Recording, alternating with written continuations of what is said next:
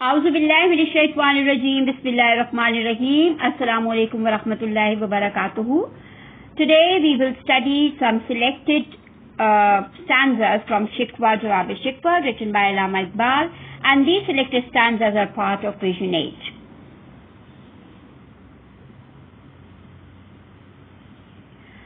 तू ही कह दे कि उखाड़ा दर खैबर किसने, शहर कैसर का जो था उसको किया सर किसने, तोड़े मखलूक के खुदा बंदों के पैकर किसने, काट कर रख दिए कुफ्फार के लश्कर किसने, किसने ठंडा किया आतिश कदाए ईरा को, किसने फिर जिंदा किया तस्कराए यज़दा को।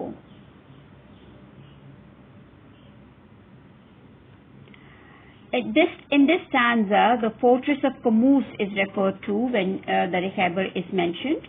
The fortress of Qamuz was situated near Khaybar in what is now Saudi Arabia.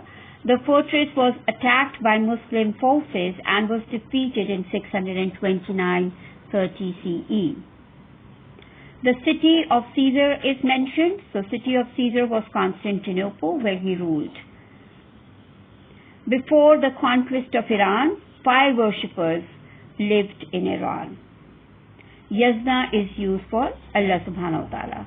Now let's study the English version of this stanza.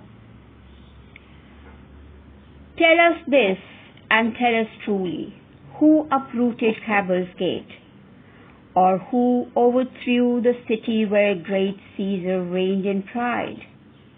Who destroyed the gods that hands of others labor to create?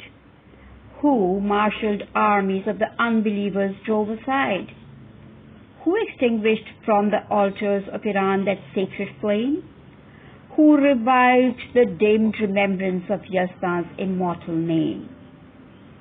In this stanza, some of the words have been underlined and their meanings are given at the bottom.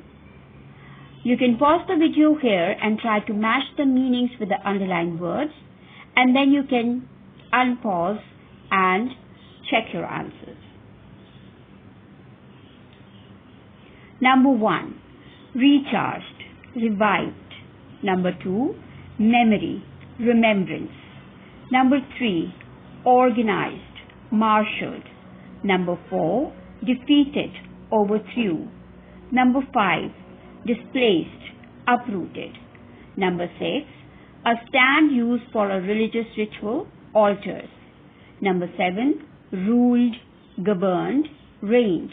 Number 8, memorable, well-known, or something that will never die, immortal, holy, sacred. In this poem, Allama Iqbal is trying to help Muslims reflect on their past and analyze their present situation and their present behavior. In this particular stanza, he is helping the Muslims to reminisce about their successes and achievements in the past. So in the first line we have, tell us this and tell us truly who uprooted Khaybar's gate. So who uprooted or who conquered the fortress of Qamuz, which was in Khaybar? And who overthrew Caesar, who was ruling the city of Constantinople? And who destroyed the gods that were created by different human beings? So falsehood and false gods were destroyed by the Muslims in the past. And the Muslims also uprooted and conquered and destroyed the armies of non-believers. And they also extinguished the fire from the altars of Iran, the sacred fire that used to burn there because people used to worship the fire. So when they became Muslims, that fire was automatically extinguished. And the name of Allah subhanahu wa ta'ala was revived in the world, and everybody started believing in Allah subhanahu wa ta'ala. His name was known by everyone, and it was revived and restored. This stanza particularly talks about all the achievements that the Muslims did in the past.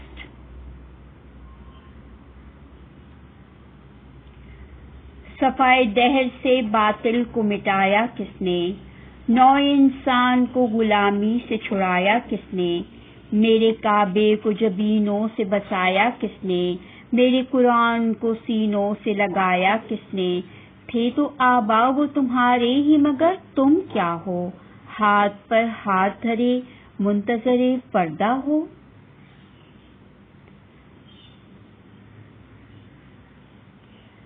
किसने सफाए दहर या रुए जमीन से कुफ्र शिर्क की घटाएं दूर की और बनी नौ इंसान को गुलामी की लानत से निजात दिलाई। किसने अपने सजदों से काबे की अजमत और हुर्मत को में इजाफा किया और मेरे कलामे मोजा बयान यानी कुरान को इज्जत और एहतराम से अपने सीनों में महफूज कर लिया। ये तमाम मार्के तुम्हारे आबा ने किए, मगर उनके मुकाबले में तुमने क्या किया? तुम तो इत्मीनान से बैठकर मुस्तकबिल का इंतजार कर रहे हो। Now let's study the English version.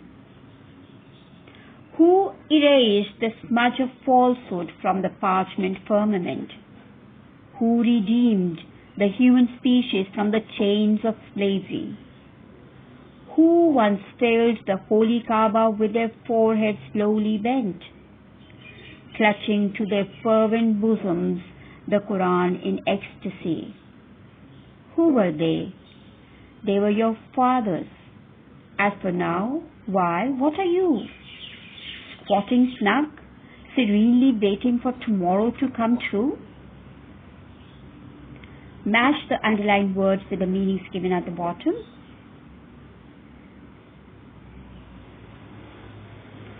Number 1, freed, redeemed. Number 2, smear, mark, smudge. Number 3, holding, clutching.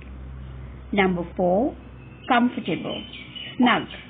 Number 5, sky, firmament is sky, and parchment is surface for writing. And together they mean safai daher or the world. Number 6, keen, zealous, fervent, calmly, serenely, delight and joy, ecstasy, crouching or sitting, squatting, hearts, bosoms. So here the poet is helping us reflect on the past achievements. So from the world, the falsehood, the mark or the smear of falsehood was erased by the Muslims, and the human species were freed from the chains of slavery by the Muslims, and the Muslims, they bent lowly, they prostrated in the Kaaba, and they memorized the Quran because of its glory, and the memorization of Quran gave them delight and joy. But these achievements were done by our forefathers. The reality is that what are the Muslims doing now? What are their actions? What efforts have they made for establishing Islam in this world? They are just sitting comfortably, just waiting for tomorrow to come. They are not doing anything. They are not working hard. They are not making any struggle for establishing Islam in the world. So by just mentioning the past glory of Islam and the achievements of the past will not get us anything. We will have to work hard and do something for our religion, for Allah subhanahu wa ta'ala, to be able to claim rewards from Him.